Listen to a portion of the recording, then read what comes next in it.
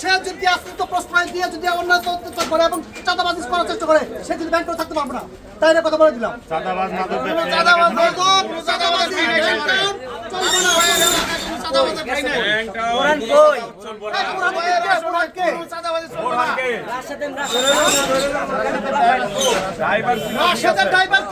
আরো অল্প পুরো মানুষের ড্রাইভার হোক।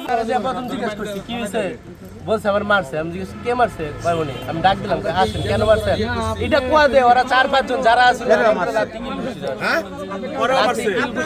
তোমারও মারছে? আমারই মারছে।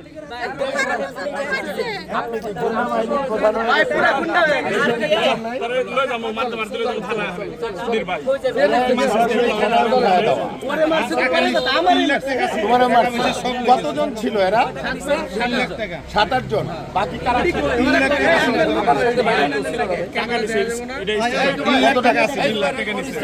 টাকা নিছে কত আপনার?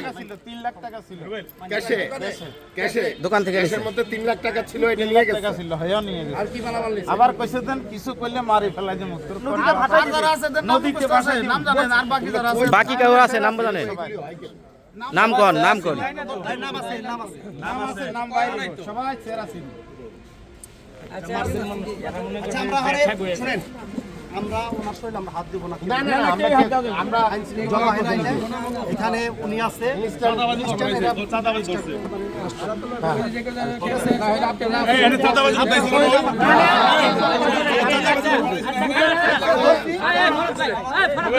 যেটি যেটি ছিল সব দেরি করবেন, যারা যারা ছিল সব তালিকা দেন।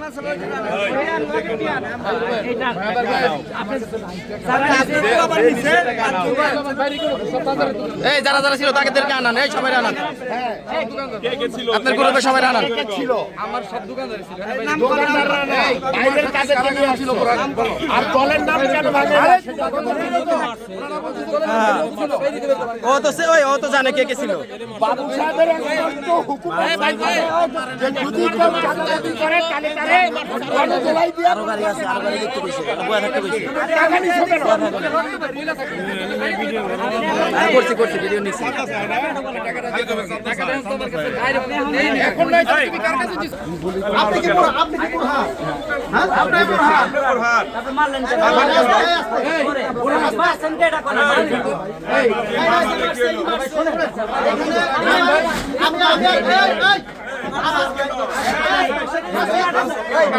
আমি বুঝাই দিই জিনিসটা।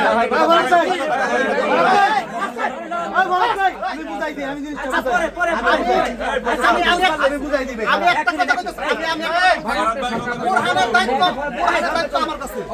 তোমরা কোরআন নিয়ে শৈলা কিছু করো। অর্থ অন্যায় হতে আমি দেব। কথা ঠিক আছে?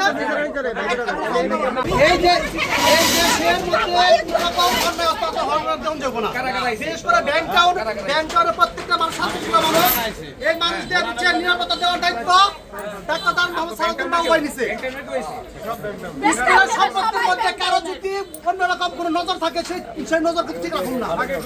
কথা বুঝছেন?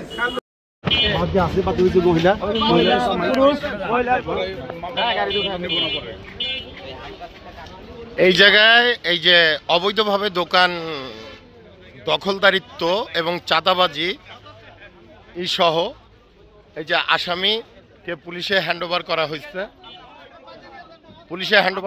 এবং বাদী আরে না উনি তো অভিযোগকারী, উনি যাবে, ওনাদের পক্ষে আমরা আইন আছে। আপনিও যান, আমরা এখানে আছি না, আপনিও যান। একটা অভিযোগ লেখান লাগবে, আমি আসতে আছি। বাদী আর ওই আসামি ওই যে ওইখানে, ওর নাম হলো বোরহান, পুলিশে হ্যান্ডওভার করা হয়েছে তাদেরকে।